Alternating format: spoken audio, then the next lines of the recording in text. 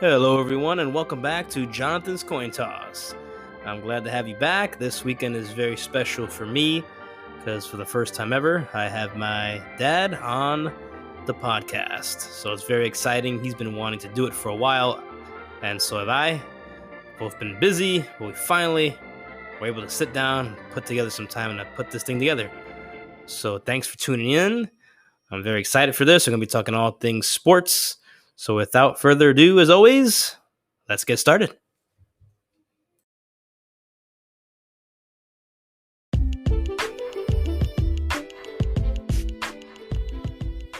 Before we continue, here's Chelsea to tell you about Anchor.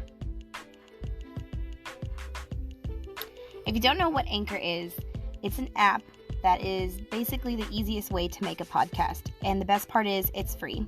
There's creation tools that allow you to record and edit podcasts right from your phone or computer. Anchor will distribute your podcast so you don't necessarily have to worry about doing all of that. It goes on Spotify, Apple Podcasts, any other one that you could possibly think about.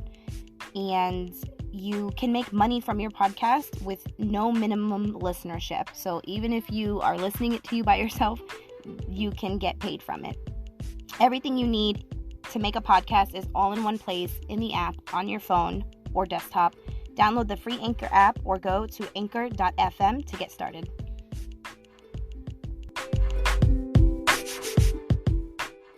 Hello, everyone, and welcome back to Jonathan's Coin Toss. I'm excited to have a special guest on my show today, my father, Andre Rios. Welcome to the show, Dad. Hello, son. It's a big pleasure, an honor for me being here. This is my actual first ever podcast. And of course, it's a great thing that I'm on your show, on your podcast. That's awesome. I know, thank you. And we've been wanting to get you on here a long time. Everyone's been busy, especially this year. Yeah, with this pandemic going around, it's pretty, the world has changed. Hopefully, this pandemic will end soon. And then, we can all get our lives back to normal.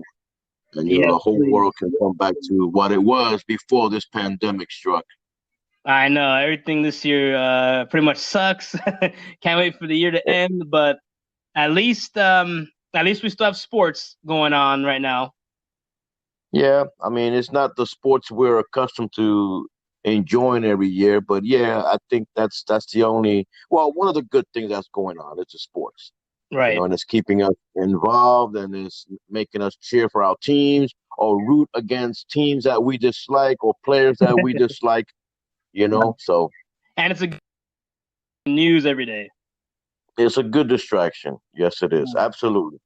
And that's why we're going to talk about all things sports, current, old, everything. We're going to start off with Tom Seaver. People who don't know, I'm a Mets fan, thanks to my dad here. And Tom Seaver, the greatest Met of all time, recently passed away. I never got to see him play. I know you did, though. You were a lot younger, of course, but at least you got to see him. And what are your thoughts on Tom Seaver as a person, as a Met, and him recently passing away? Well, first of all, yes, we are lifelong Mets fans. We have loved our beloved Mets through the ups and downs. Of course, there have been more downs. But the ups have been great memories, and yes, we love our Mets. But the passing away of Tom Seaver, it hit me in the gut, and not only me, millions and millions of folks in my age group, that as a child saw Tom Seaver pitch, whether at Shea Stadium or on TV or on the road, and without a doubt, I know we have Mr. Met as the mascot. They call Tom Seaver the franchise, right? But Tom Seaver was, in fact, Mr. Met because the Mets were, the lovable losers when they started in '62. And Tom Seaver was the first ever superstar of the New York Mets. So him passing away, it was a blow not only to the sports world, but to the Mets organization and Met fans all over. Yeah, definitely is sad. And of course, yes, the greatest Met, not only pitcher, just greatest Met overall ever. And he was still, young. He was, 70s. And, it was sad. This year there have been many tragedies, many of our legends passing away. And you've been texting me all of them, and they're all just gut punches from Kobe in the beginning of the year. And of course, it's just it's horrible. But It's funny to tell you how great, and you know this, of course, more than me, to tell you how great Tom Seaver is, that today, I don't know if you saw, I had texted you it earlier, but Jake DeGrom, who's been the best Mets pitcher in years, we know that currently, he even said it, that essentially, I'm paraphrasing, he can never, you know, be as great as Tom Seaver was for the franchise or ever. Because someone compared some of his stats, you know, to being as great or good as Tom Seaver. And DeGrom Yeah, pretty much said, yeah, as much as I'm trying to get my third Cy Young, there's no way I could be like Tom Seaver. no, That's great praise. and that's very nice of him to say that as a humble comment. Yeah, That shows you how DeGrom's a humble guy, but right. yeah, Tom Seaver was the greatest. I mean, are you kidding me? Tom Seaver. I was thinking about it the other day. Tom Seaver pitched against the likes of Hank Aaron, okay, Mm-hmm. Willie Mays, Willie McCovey, Right. Pete Lou Rose. Brock, Mike Schmidt, and the Big Red Machine. Remember, before he got traded to the Reds, he faced the Cincinnati Reds, and he faced those great Dodger teams. So I mean, and the Phillies, So Right. Yeah, and right, and that's the thing. I'm a little disappointed the Mets haven't put up a statue for him yet. You know, yeah, I know it's happening next year. They're saying 2021, but it's come on, it should have happened already. yeah, the Mets blew it on that one. And as Met fans, we know we love our team, Yeah, but the way the team has been run the last few years has been, I mean, I hate to say it, a disgrace because they've made some remarkable, mind-boggling decisions. And there you go. Tom Seaver's statue should have been erected outside, not Citi Field, should have been erected outside Shea Stadium years ago true. when Shea Stadium was up. Okay, and it hasn't, and it's just a shame because Tom Seaver was everything about the Mets. The closest thing that ever got close, that thing, the closest pitcher athlete that ever got close to Seaver was Doc Gooden. Right, If Gooden would not have been hit with all his, personal demons that he had, that we right. all know, he was well on his way, probably to surpass Seaver in stats and what have you, in wins. But we all know now that that never came to be because of his battle with drugs and alcohol and all that. Right, of course. Yeah, definitely. And that's another guy I missed. I couldn't watch him play. Doc Gooden, you did. And yeah, you would know, again, more than me or anyone, that, yeah, he was the next franchise player, was he not? Like you just said.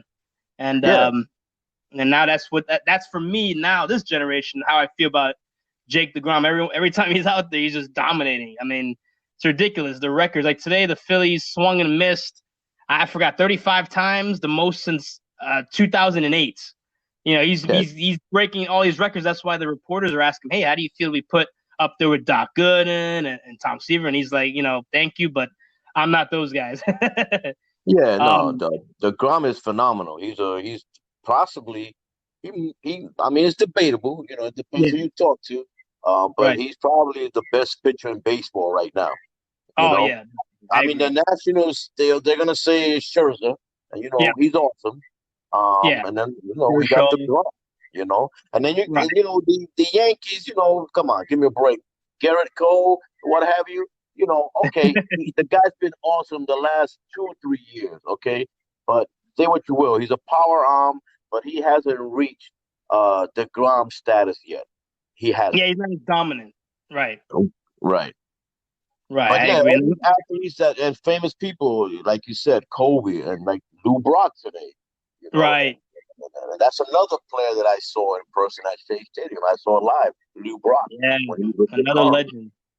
Yeah, Yeah, and that's remember, he was the original stolen base king. I mean, Ricky Henderson right. shattered his records, you know? Right, exactly. I love reading about old school stats and everything. So it's fun. It's crazy. He was 81 years old, but he lived a long life. But yeah, still sad nonetheless.